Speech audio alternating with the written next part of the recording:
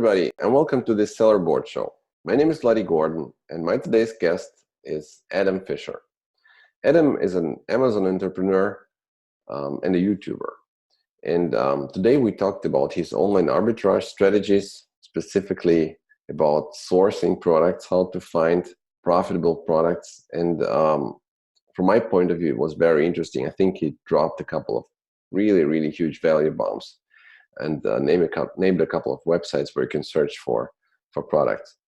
And then we talked about his private label business. First and foremost, how to pick products. I think Adam has an interesting approach to picking products and picking niches. Well, probably kind of special, not so analytical, but more about like diversification and how to make your product stand out. Then we talked about his launch strategies, and I was surprised by this strategy. And also about things like scaling the business. So make sure you subscribe to this channel and give us a like if you like this video. Let us know what you think in the comments, and write us who we should invite for our next interview. Before we start, a quick word about our sponsor. Sellerboard.com is the world's most accurate profit analytics tool for Amazon sellers. So it's our job and our mission to make sure that you know your numbers by day, by product, by brand, by variant. Sellerboard lets you drill down into every fee and every period and basically look at every single order and its profit contribution. Recently, we added a new feature which is called Money Back. These are basically reports that find FBA errors, cases where Amazon might owe you money. For example, for products that they lost or damaged and didn't refund to you. So make sure you check it out.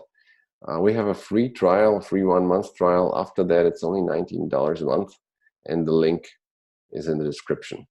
And now let's start the show.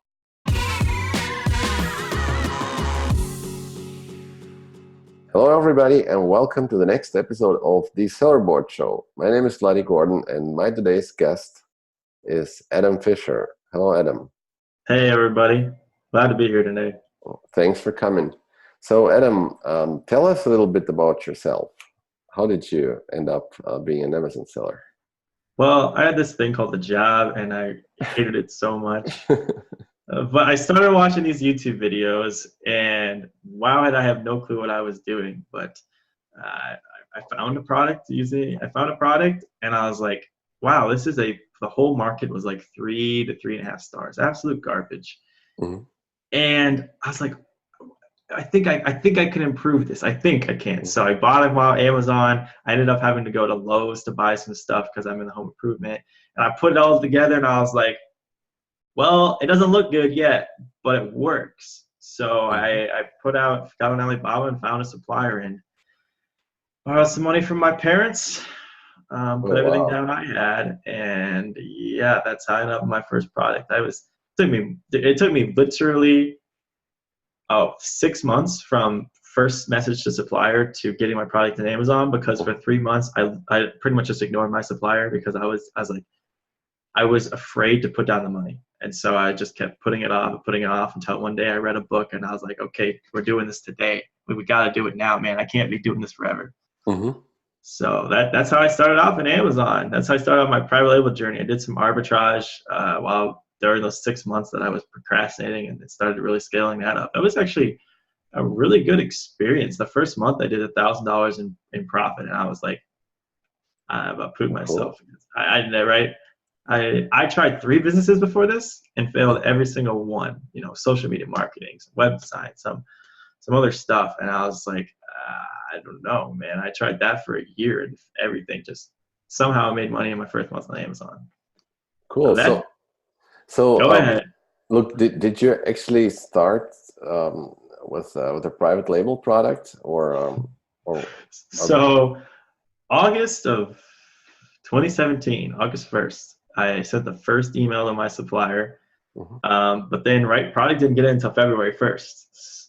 Gee, that's 6 months. So largely because of my procrastination. So during that time, I was testing out Amazon because I still didn't believe in it. So that's when I started doing arbitrage. And then the first month I made like $1,000 profit, and it's $3,000. I think the third month was a little under like $4,000, $5,000. Jeez, I don't remember the numbers at this point, but right. And then my private label product got in, and I started to see that, and then I started doing more private label because, well, it's very passive. It's so much more passive once you get it set up. Wow, very nice. So look, let's start. Maybe let's start by talking about arbitrage a little bit. So, have you been doing retail arbitrage or online arbitrage? Or Yeah, both? it started out with a little bit of retail, a little online, but then it's online only at this point, and it transitioned into that probably 3 months, 4 months in, because it's just easier. It's just easier. And then from the talking to the people who watch my YouTube channel, I would say all the people who do arbitrage, 80 to 90% of them make money doing online arbitrage. I have a very small percentage of people who, some of them make really good money doing it, who actually go into stores and do retail arbitrage. Mm-hmm. And so like, right, for me, right, online's my way, but seeing that like a lot of students think they're just going to walk into their local Walmarts, right? They don't have accounts. Their accounts are still gated and stuff, and they're just be able to buy stuff and pick it up and right, whatever it's not going to be able to, it doesn't work for them. Mm-hmm. And so they get discouraged. And I'm like, well, you're not starting where you should be.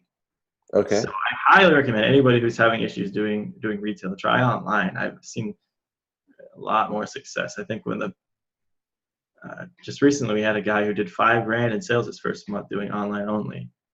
And it's nice. like, yeah, I said that. I was like, oh, nice. I like that. So tell me, like, we have a lot of people in the audience who are just starting or thinking about starting. Like, would you recommend to start with online arbitrage or a PL? Oh, if you have the money, don't put a second into arbitrage. Put it all in a private label. There's a couple reasons. One, don't try both. It takes a lot of effort to do one of these. And if you split up your attention, man, you're screwed. You're screwed. It's not worth it. And private label is where people are getting rich. Okay. There's this small subset of people who make a lot of money in arbitrage, and then there's 50 times more massive amount of people making money in private label, right? And that has the potential to just blow up. We have a little mastermind, like 30, 40, 50 people. Mm-hmm. One of the guys in January, in December, launched a product and did $40,000 in sales in 6 days. Like, what? That is absolutely ridiculous. That's absolutely not normal. But that is not possible on arbitrage. That's not that's never ever going to happen to you, right? So even if it's just and it becomes passive, products that I have that launched 3 months ago or more, I don't touch them. I just reorder them. Mm-hmm. They never get touched. And so it takes a lot of work to launch a product, and wait till you go to sell the business. I heard it was down the leaf line a little bit of the ways, but I heard somebody selling $8 million a year on Amazon, sold their business for like $45 million. Oh my God. Holy crap, right? First of all, I don't see people like doing arbitrage. In order to do that, you'd have to have so many VAs hired, virtual assistants. But like, that's crazy. That's crazy. $8 million seems like a little unrealistic for me at this point, but doing $1 million a year doesn't seem unrealistic. Yep. I know I can hit that in the next 2 years. In fact, I'm hoping to hit it at the end of the year. So it looks like your goal is not to like replace your job, but really to become a millionaire. My goal is to become a multi-millionaire. I just do the math. This year, I do want to launch a product every single month. We're on track to do it. We don't have one out this year, but that we've got multiple in production right now. Mm-hmm.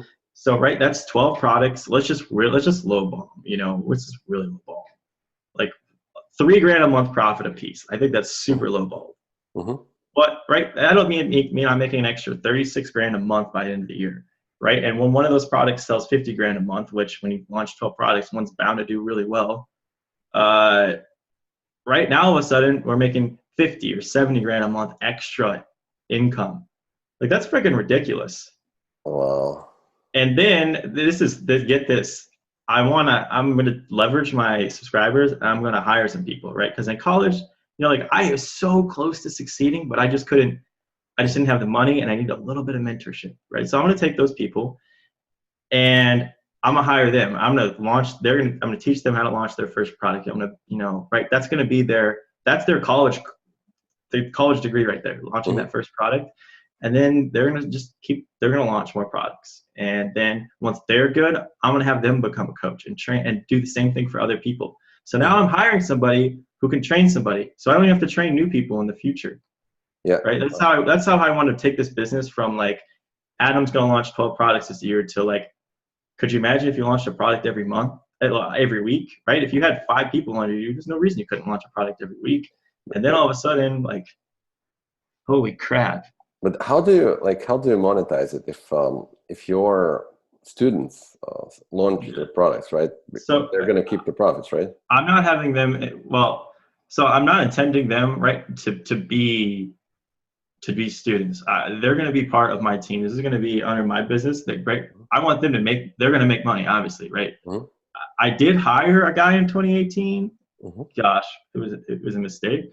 But I paid this guy just for showing up. And that was a huge mistake, right? I'm going to pay people on the future on results, which is good for them because if they're good, like they'll make way more money. But right, I'm going to pay them when this product makes money, they're going to take part of the money and it's just going to keep growing. And if they train people, like they'll get a part of that money because they put the work in. Yeah. So are you going to like finance or going to pay for? Yeah, I intend to pay for the product. If somebody like really wants to put some money in, I guess we could talk about that. But right, my target audience is people who just, right, if you've got $30K and you're sitting there, pay for some coaching and spend 10 grand or 5 to 10 grand on a product and do it. But a lot of that, like, right, for the Russian people who are watching, right? A lot of my audience doesn't live in the US. And for them, 3 to 5 grand is like, there's no way they're ever going to come up with 3 to 5 grand, but there are some really smart people out there living in those countries. There's some really smart people who come to me, and some of them have really good ideas. So I want to help. I want to give them an opportunity too.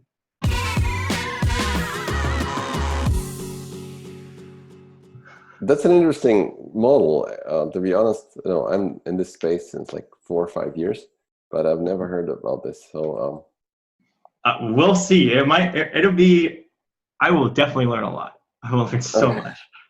But, right, I just got to figure out a way where I can train people. I need to hire people who can train other people, or it's never, I can't explode the business model. It's impossible. Look, let's talk. Actually, I saw a video on your channel about basically about an arbitrage opportunity. And it was so cool. Let's talk about this for a second. Maybe for somebody who doesn't even have, I don't know, maybe $1,000 to start a private label. Like, I know it's possible to earn a couple of $100 with on an arbitrage. It's probably more than possible. You just need to put in the work. So I saw how you just like found a product and basically showed a cool, arbitrage opportunity. I know what video you're talking about. Yeah, so let's talk about that. Can you tell us a secret, how to find a profitable arbitrage product? Yeah, well, the secret is it does definitely it takes work and creativity to start. You're going to need to leverage some of the tools at your disposal. A lot of, I highly leverage discounted gift cards, right? One of my favorite stores, and it's still, their website's still up. Their stores are out of business, but their website's still up, is brookstone.com. So, right. How to spell this? Brookstone. BROOKSTONE. Right. And we'll put a link in the description. Especially back when I did a lot of arbitrage, I made a lot of money on this website. Okay. But I made a lot of money on this website because they had these speakers and these cat headphones. It was like it's a weird product, but right, that were selling super well. And then, so the store would have these products. They'd be on, right, let me give you an example. So the product sells for like $200 on Amazon, these speakers. And right, I'd be able to get them for $200 on their website, but they'd have a 30% off coupon. So, okay, now I'm down $60 to $140. And then nobody likes this store. That's why I went out of business, except right? They still sell online. It's kind of weird. So then I'm able to get discounted gift cards for like 15% off. So now I'm down at another $30. Now I'm at $110. And then I leverage another website and get 10% cash back. So now I'm down to another, like, I'm making money here. I'm making some good money because I've leveraged all this stuff.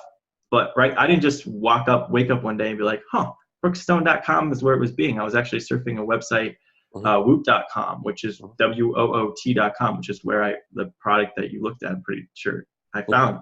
That's the one, right? And I found this product, and then I went down the rabbit hole. And when I was 10 steps down the rabbit hole, I was like, oh my gosh, this website's a gold mine. And I just kept doing that and doing it. And then and once you really into the game, you realize how these stores operate. Like, I know when a product goes on sale on Amazon.com on their website, they're going to put it on sale on Amazon. They're going to match the price because Brookstone sells their stuff on Amazon too. But then I know 3 weeks later, because I've been in this game for a while, boom, price is going to be back up at $200, and by then my stuff will be getting in, and I'll be ready to make some money. Okay. So tell me, you mentioned a gift card, you mentioned a coupon, and a cashback, right? Where do you find those coupons and gift cards? Yeah, so coupons. So, right, there are some, they're not always advertised on the customers on the websites, right? There's a couple extensions like Gift Card Granny and Ebates that help you actually, not Gift Card Granny, that's the wrong one. That they actually, you push the button on Google Chrome, and then it says, here are all the different potential coupons you can use. And if you're at checkout, they'll even try them for you. So they'll make sure, like, hey, these are up to date and they work, and they'll pick the best one for you. So it's a Chrome extension, right? It's a Chrome extension. You get the Ebates one, Ebates. Okay. But there's been plenty of times where I'm like, okay, I'm on jcpenney's.com. I'm going to get 20% off with this coupon. The one they advertise on their site. But the one that they didn't advertise on their homepage was like 30% off. And it's like, wow, there's an extra 10% to my margins that I didn't know about. Just came out of nowhere. Another good tip, if you see a product that says click to see the price, you click to see the price. Because there's these things called minimum advertised prices where they're legally not allowed, because they signed a contract to advertise it at whatever price they're selling it because it's too low. So, right, I found these, was it JCPenney's I bought them? It was at Kohl's. Kohl's.com. I bought these waffle makers. They make Star Wars waffles. Nice. But anyways, it said click to show the price. So it showed the price. It was already cheaper than on Amazon. And then I just added the coupons, the 20% off, a little bit of cash back, and next thing I knew, I was doubling my money. So then we talked about that. Let's also talk about cash back, right? These sites do cash back, like Ebates. They give you a couple % extra cash back, which help out, right? It's not gonna make your day, but there is one that gives 10%, but I'm not supposed to talk about it, right? Okay. It's a long story. We know that it's so there's a cashback site which gives you 10%. Maybe we can do some research afterwards. But look, tell me, like, this sourcing you're basically buying this stuff in B2C stores, right? So these are stores that are basically just for end customers, right? No. Oh yeah, B2C stores. Yep. So not wholesale stores or something like this. Yeah, wholesale is a whole nother business model. There's a lot of money there, but it is a lot harder to break into. Okay, let me ask you one question. One last question about online arbitrage. I think you shared some real good stuff with us. These are real value bombs, and I would certainly like to check this out after we record this. But tell me, is there a problem with getting banned on Amazon, or sometimes maybe they ask you, are you authentic? Show us your invoice. How do you deal with that? So first thing, we should put a link below to a video I did on 9 products that I flipped, so you guys can actually see the products and the breakdown of the money and where I bought them. That'd be a really helpful video. Second thing, back to your question, yeah, this happened to me. I bought a product. It was a Linksys router, and they hit me with the Linksys themselves actually bought the product, which, knowing that now, I should have just priced that thing at $400 and made them pay me to buy every single unit I had.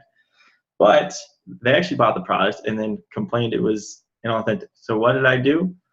Well, I mean, I wrote a plan of action. It was, right, it's just something that, talking to sellers who have done a lot of arbitrage, right? Some guys who do 20,000 plus a month every single month for a long time now, right? I was talking to one guy who does $100,000 a month.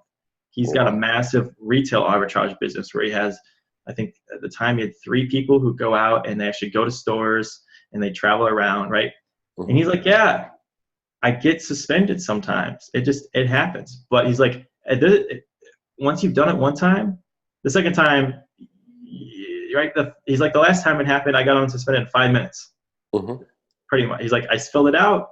It took me like 5-10 minutes. I sent in my, my reversion of the last one and got undone. So essentially what you need to do, and I have another, I actually show my plan of action. And it's just this, it's like a 7-page document, mostly pictures of going through, hey, this is what happened.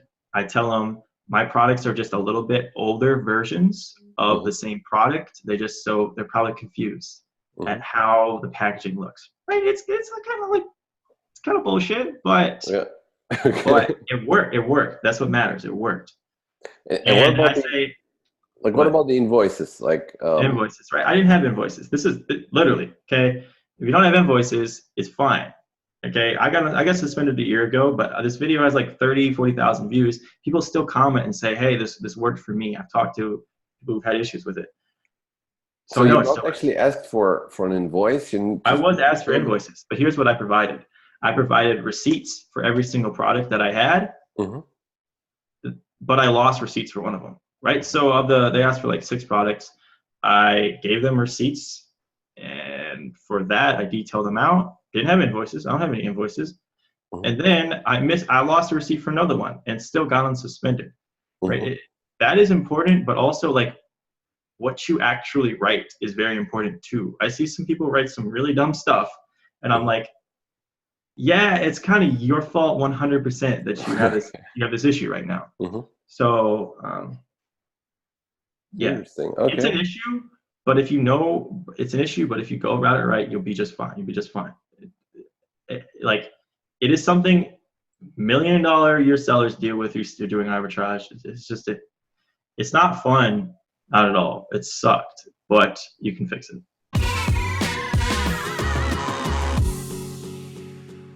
Look, let's talk about private label. So how do you go about picking new products in 2019? 2019. Everything's so oversaturated, and so many sellers. Okay, here's the thing. I have never one time talked to a 7-figure seller and have them tell me that the Amazon is saturated. Not a single one. One of my best friends does like a little over $3 million last year in Amazon. This guy will bring me a new good product idea every 40 minutes. We sit next to each other, and every 40 minutes, this guy's bringing up something that's a good product. It's because you've got to know how to look at products. You've got to understand how to look at products. These products that you're finding on Jungle Scout and Viral Launch or whatever the heck you're using to do product research, you need to be very careful. Right? I use those things too, but I could just tell when a product is just not a good product. Right? I'm looking at product markets who are more developed. If this product didn't just show up 2 days ago, and all of a sudden now there's going to be 50 Chinese sellers on this thing in 6 months. The markets that I'm looking at are 100% more developed. They've been there around a little bit longer, but they just are lacking. Okay, so the first thing I'm looking for is low-hanging fruit. Right? Today, I had a student bring me a product. There's a guy selling 30 grand a month with one picture. Oh my God. Okay. I had a student 2 or 3 days ago bring me another 20 to 30 grand listing with one picture. What? Hold on. So you're telling me, right? There's so much potential in a lot of these, what I call first or second market spaces, right? The 7-figure sellers, they're not looking to sell 20 grand a month. They're just going to breeze right over you. But for first products, there's so many. At least I get a lot of people bring them to me all the time, where it's like they only have one picture, which is an extreme case. Usually they have 3 to 4 pictures, but they don't look really good. Nobody wrote on the pictures. Okay, nobody in the pictures describes what's really cool about their product. Okay, they don't discuss the sizing of the pictures. There's so many things they don't do right with the pictures. And I really want everybody to go look at this thing called the Beast Cup. Beast Cup. It's a $200,000 a month listing. It is absolutely phenomenal. If your listing looks that good, in any $20,000 to $30,000 a month space, you'll probably do great because they don't look that good. They're rocking six listings when they need. If you have a 10 listing, that's money. We'll put a link in the description. Tell me, what else are you looking for in terms of listing? Is it low number of reviews or bad reviews? I don't look I don't look at anything at reviews. You got 1,000 reviews, I don't care, because I'm always looking to innovate. I'm always innovating the products. I will never launch a product unless I innovate. The easiest things to innovate are the listings. They got a solid 6 listing. They got 3 pictures and nobody wrote on them. They got a title that's 10 words long. I'm gonna fix all that. But I also really love product innovation. Really love to actually innovate the product itself. That's when I feel really good. One of the products I have coming out it's in production right now. New Year's is over. Is I just put a new design on the product. You scroll through all the pages and you're like, wow, this looks like a really bland market. So what did I do? I took this $30,000 a month niche. That's what those top listings are doing. And I went over to this $100,000 a month niche it's a similar product, same target audience. Stole one of their good designs, slap it on over here. Right when people scroll now, instead of all seeing the same exact stupid thing, they're gonna see mine that looks cool. It's like a fashion icon. They'll be like, it's gonna stick out. It's already proven itself in a similar market with a similar target audience. Right? We're gonna do just fine. Right? So things that I really like right now are new designs. Right? I really love top-notch listings. That's gonna make the game for you. Anybody can fit a video on your listing now. If you hire somebody on Fiverr for $150, you can put a video on. That's obviously going to help your conversion ratio. What other product innovations do I like? Right, the product innovations don't have to be huge. Right, it's the higher quality version. It's the market is the money is in the higher quality products. Come to Amazon with a product that's one of the best in the market, or the best in the market. Right, a lot of these small first or second product niches are just a lot of crap products, and no one's coming there with something nice and something done well. I was just looking at a niche today where the average product price is like $12, and then some guy came in with a $40 one, and he's doing $20,000 a month. Oh wow! It's like, what? But he's doing great. It's because it's so much higher quality. So tell me, there are some niches that are, I call them shallow. If you're looking for HDMI cables, right? So probably the first couple of guys have, I don't know, 4,500 reviews or something. Yeah. And a cable is just a cable. It can pick the color and the length, I guess. But other than that, you just buy the first thing that shows up in the search results. And this is super important. And some other markets, like if you're shopping for fashion, for example, it's rather something where you would click on the second page, third page, where you would look for a design. So. Is that what you're looking for? Are you looking for things that where people want some selection before they actually buy, or is it a wrong dimension or a wrong way to think about it? I'm looking to innovate the product to the point where I will be on page 1. Right? Because people talk about reviews matter. Okay, yeah, they do matter for certain things. Okay. Right? Because some things I can't demonstrate in a picture. But when somebody sees this bland old product next to my product that I'm launching, and it looks actually very cool, they're not going to be like, oh, some customers will be, but most are not like, oh, this one has 150 reviews. This one has 5. I have to buy this one. No, they're gonna be like, I like this one. I'm gonna buy it. Yeah. Right? You've been going into stores for 40 years now, buying products, and you buy whatever you like best. It's the same thing on Amazon. So, but if there's some kind of functionality where people really need to, like, they need a review to understand, like, okay, this product does what it's advertised. Right? Like, if you advertise yours as a super high quality one, you're gonna want a couple of reviews to back that up, and you're gonna want pictures that make it look high quality. But right, new design, like, Nice. First picture they'll know. So look, okay, suppose we picked the right product. What works in terms of launching in 2019? Oh, you're gonna love this. So my girlfriend actually just launched 2 products. She's got a third one that's gonna be here soon. You wanna know what our launch strategy was? What? Yeah, exactly that. So let me explain. So we started launching the products. They launched about 2 weeks apart from each other. It just was the last one launched about a month ago. We put on PPC, okay, for the first product. It did not make us any money. It was like 100% hit cost. So what did we do? We stripped the bids way down, and we ended up just turning it all the way off. Just turn it off. Turn it off. And we just left it there, and we left it there, and we left it there. Same. The second product, we left a little bit of PPC on, but they just keep building, right? A month ago, she was like 3 units a day. She was like 3 units a day. Okay. Yesterday, she did 20 units, and the day before that, 22 or something, right? And so I've seen this happen. I talked to, you guys probably seen some of Matt Loberstein's videos. He did the same thing. He launched a product, and it took 3 months before the product got to its full capacity, before it got all the way there. Okay, so you can do these other options that are like, you know, you could do something to create velocity. You can get a bunch of people. You could do giveaways. You can do, you know, get a Facebook traffic. You could do all this stuff. You can, I mean, hell, one time I lowered my price to break even, and that worked really well. Really well. But all this stuff costs money.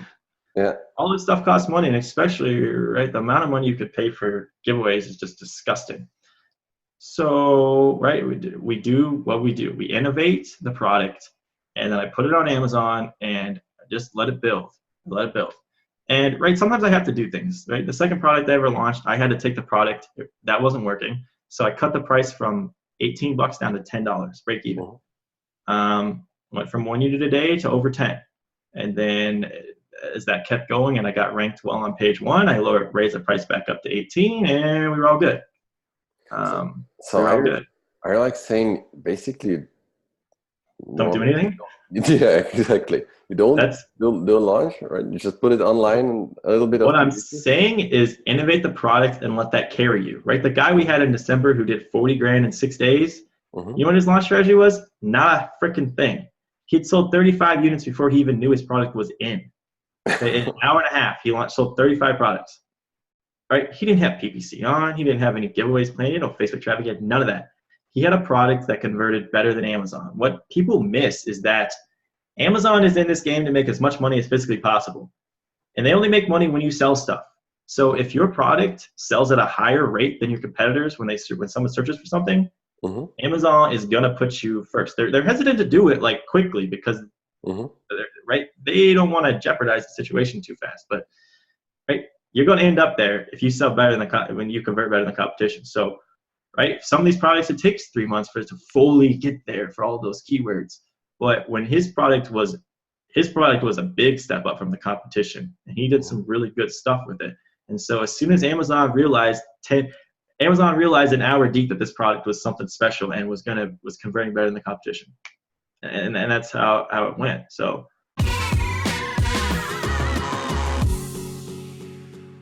I've never heard about this launch strategy, right? So you're saying like if the product is good, basically, then it works. And the listing's good. But you need to at least need to find like 5 reviews somewhere or 10. I don't know. It helps. It'll help your conversion. But right, I had one girl about a month ago. She was selling 3 units a day and spending $40. Right, I just look at all the case studies I have because talking to all these students, I got a lot of case studies.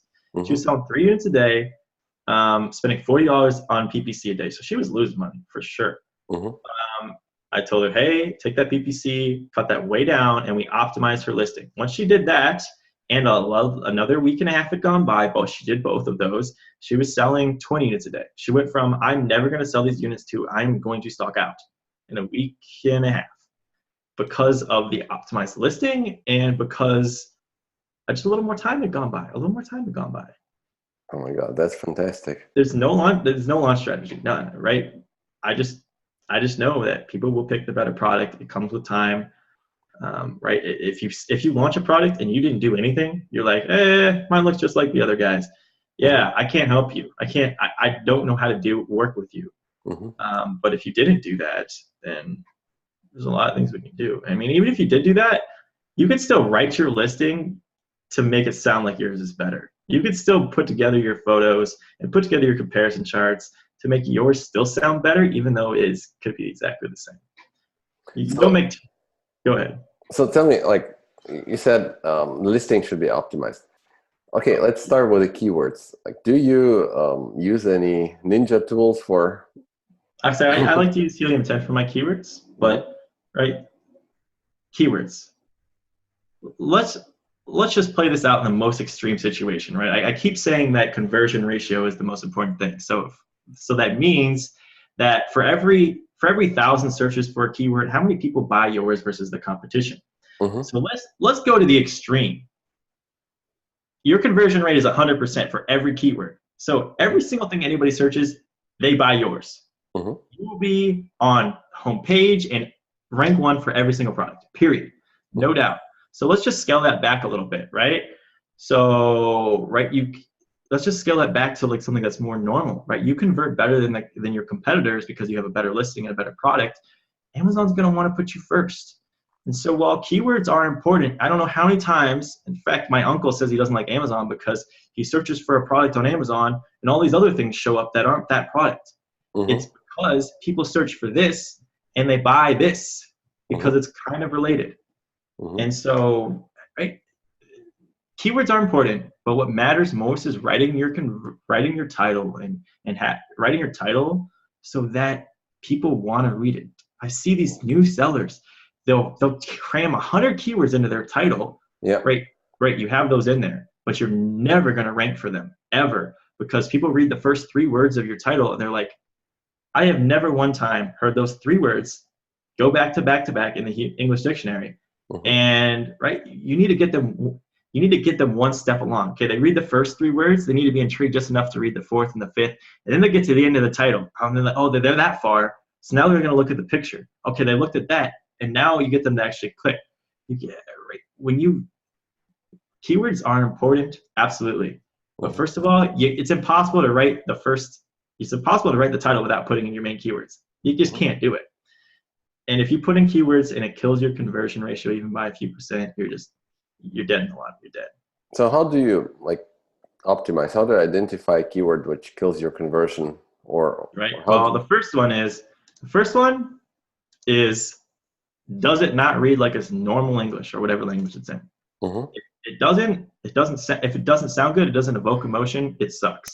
Okay, but let me actually pull up some stuff that I did in a YouTube video and read them for you, and you'll see the difference, right? Because these are actual listings I just optimized in like 10 seconds. One of them is a tape measure, okay? And on Amazon, it's just like 25-foot tape measure. That's literally the title, right?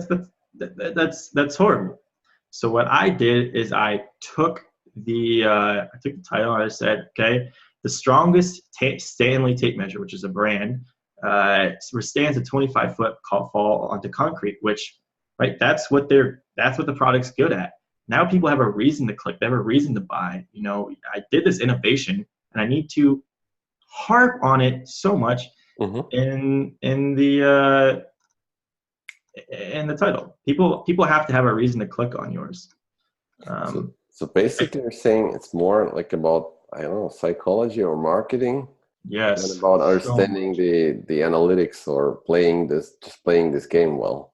Anybody can cram in keywords, anybody, but that just doesn't make people more likely to buy. Just remember the extreme situation. Everybody buys your product on every keyword because it converts at 100%. Okay, we know what would happen then. Now just scale it back to what's more reasonable, and you're like, oh, shit, I need to work on that, not jamming in all these keywords. Everybody does that. What are you getting out of that? Like, and they're like, we have to have this one keyword that gets 500 searches a month in there. It's like, okay, the main keyword gets 30,000 searches a month. You're trying to cram in all these, 200 to 500 searches a month keywords where you're still might get ranked on page one. You might. Right? They're probably not even that relevant to your product because you're trying to cram them in there, and it makes your product title sound like garbage. And you should be talking about the really cool stuff your product does. Nice. So tell me, are you testing the market before you launch, or are you like going all in? Yeah, I just go all in. One of my really good mentors, it's a strategy he does, and that's a strategy I do. There are people who do some tests that are 7-figure sellers, so I can't say it's bad, but I just come down to the simple fact. We have product A, we have the product, my product. I innovated, it's bigger, stronger, thicker, it looks cooler, right? It's got a better listing. Yeah, right. There's enough of an improvement on my products where I'm confident. I'm confident that it will be launching. It'll be just fine. I'm confident it'll be fine. Right? There always leaves a little bit up to like a guess. Like, how much am I going to sell? I don't know. I don't know exactly how valuable these improvements are to the market, right? It could put me, I don't know, but I know it's enough to get me. I know it's enough to get me sales. And stuff people miss. You need to do some market research. Some go market research. One of the products I had, it's in production now. It's a 2-pack I'm selling. Well, I didn't just pick 2 designs and put them on there. I got 8 different designs. I got 10 different designs, picked the best 8 I liked, and then went to this site called PickFu, and then asked a bunch of Amazon Prime members who are women in my target age range, hey, which of these do you like best? And then 2 of those designs took the overwhelmingly won. So. Nice. Right. This is the stuff so many first-time sellers don't do. Like, I had somebody who wanted to do a guitar accessory, and I'm like, I really like that idea myself, but I don't play guitar. Why don't you get that product mocked up, go down to your local guitar shop, there's always like 10 people hanging out playing guitar there, and ask them, be like, hey, do you like this one, or do you like that one on the shelf? How much would you be willing to pay for this? Is this cool? Right? Just do that, right? I'll never launch a product in the baby space, at least probably not, because I don't have a baby. I don't know anything about that. I won't be able to make informed decisions on what's good. So look, I'd like to talk, I'd like to talk a little bit about scaling. So tell me, what's the single biggest problem or I don't know, challenge which prevents you from scaling? Oh, it's just time. It's time. Right, because I've run into, it's just time. I need more time, period. That's why I'm looking to hire people and build a team out, because I have, my problem is not product ideas. I got a hot list of 6 product ideas sitting literally right here that I would gladly launch. I'd gladly put 5 to 10 grand into any of these, but it takes a lot of time to do this product launch, and it takes a lot of time to work with suppliers and do all that stuff. So my limiting factor is just systems and time to do it. Otherwise, right, I got enough product ideas to launch a new one every week. I'll come up with something good. So that's my issue. Do you like when you're scaling or when you're extending your selection? Are you trying to keep them all in the same niche? Yeah, so it all comes down to the most money, So there are benefits to building a brand. There are building a distinctive brand and not building a second brand, because it's worth a lot of money to sell the brand, and the more cohesive the brand is, the more it sells for, right? But when you look at, hey, I could launch this product in my brand, it'll make me let's just say, it'll make me 5-10 grand a month profit, whatever it is. And then you're like, but I see this product over here, and I think it'll make me 10 to 20 grand a month. and Profit. Mhm. It's in a totally different space, right? I mean, compare those. 5 to 10 grand, 10 to 20 grand. I pick the 10 to 20 grand a month every single day because, right, sure, you'll get a little extra value from having a cohesive brand, but like Mhm. your income, your revenue over here is way better. Like let's not doubt your profit over here is way better. Let's just go over here. So right, if you find something in your product brand, go for it, but don't. And especially, I see this a lot. You know, my first brand that I ever built, I've scaled. I'm at the cap. I'm not gonna go anywhere else. I don't see any more potential here. It was a first product brand. You know, most the top guys doing like 20 Mhm. grand a month.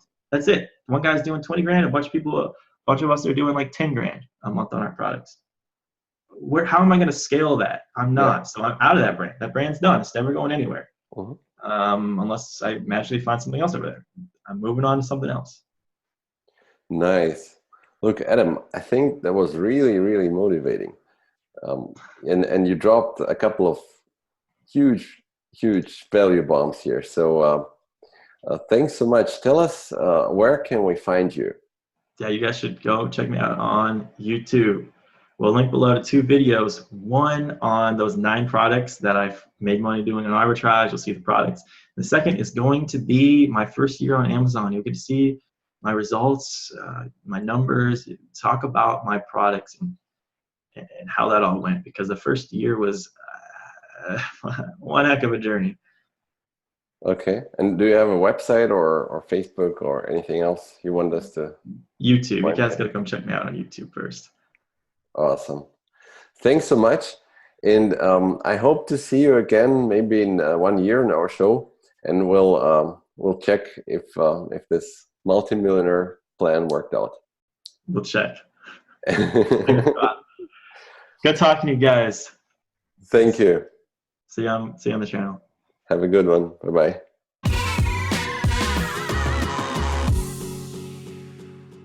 Thanks so much for watching. I hope that you liked this interview. If you did, then please give us a like, and don't forget to subscribe to this channel. Let us know what you think in the comments, and make sure you try our software.